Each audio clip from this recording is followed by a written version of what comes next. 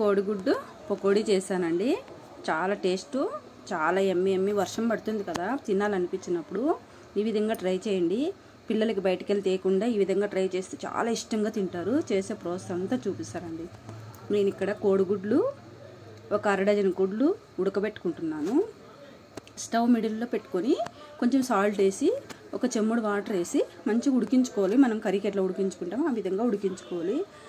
కొంచెం సాల్ట్ వేయడం వల్ల తొక్క మంచిగా ఈజీగా ఊడొచ్చేస్తుందని కొంచెం సాల్ట్ వేసి మంచిగా ఉడికించుకోవాలి.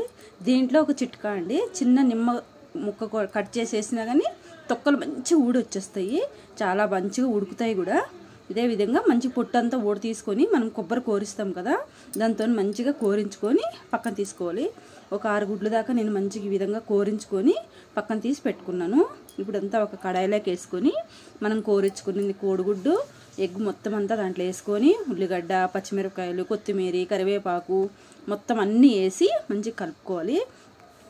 శనగపిండి ఒక చిన్న కప్పుతో ఒక కప్పు వేసుకున్నా నేను. బియ్యం పిండి ఒక 2 స్పూన్లు వేసుకోవాలి. తగినంత సాల్ట్ వేసుకుని, ఎక్కువ వాటర్ పట్టవండి, 2-3 స్పూన్లు వాటర్ పడతాయి.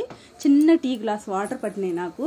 మంచి గట్టిగా మనము పకోడీ పిండి ఏ విధంగా అయితే కలుపుకుంటాం అంత లూజ్ కాకుండా, అంత లూజ్ కలిపితే పకోడీ అన్నది మొత్తం ఎగ్ మొత్తం జారిపోతుంది. మొత్తం మామూలుగా మన చపాతీ పిండి కంటే ఇంకా కొంచెం లూజ్ కలుపుకోవాలి. బోండాలకి వాటికి ఏ విధంగా కలుపుకుంటామో ఆ విధంగా కలుపుకోవాలి. కొత్తిమీర ఎక్కువ వేయడం వల్ల చాలా టేస్ట్ ఉంటాయి.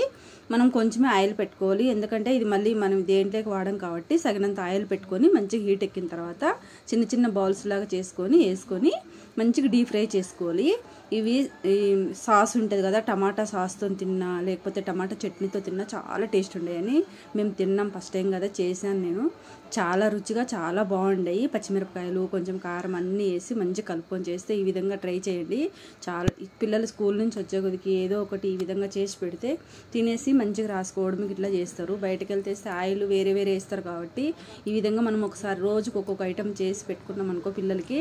ఈ వర్షాకాలం కదండి, కొంచెం వర్షాకాలము ఆయిల్ మంచిగా ఉండదు, దోమలు అన్నీ మంచిగా ఉండవు కాబట్టి ఈ విధంగా రోజుకు ఒక్కొక్క ఐటెం మంచిగా చేసి ఇంట్లో పిల్లలకు పెట్టుకున్నాం అనుకో హెల్తీగా చాలా బాగుంటుంది. ఆయిల్ కూడా 2-3 సార్లు వాడిన తర్వాత ఆయిల్ ఎక్కువ వాడద్దండి. అదే ఆయిల్ వేసుకుంటా చేయకూడదు. ఫ్రెష్గా ఆయిల్ కొంచెం వేసుకొని, అందుకే కొంచెమే కడాయిలోకి వేసుకొని చేసుకోవాలి. ఈ విధంగా మీరు కూడా ఒకసారి ట్రై చేయండి. స్నాక్స్ ఏం చేస్తారు మీరు ఈరోజు నాకు కామెంట్ పెట్టండి. నేనైతే గుడ్డు పకోడీ చేశాను, ఎగ్ పకోడీ చేశాను. మీరు కూడా ఒకసారి ఈ విధంగా ట్రై చేయండి. చాలా టేస్ట్ యమ్మీ యమ్మీ, చాలా రుచిగా చాలా బాగుంటాయి. సాస్తో తింటుంటే ఇంకా తినాలనిపిస్తుంది.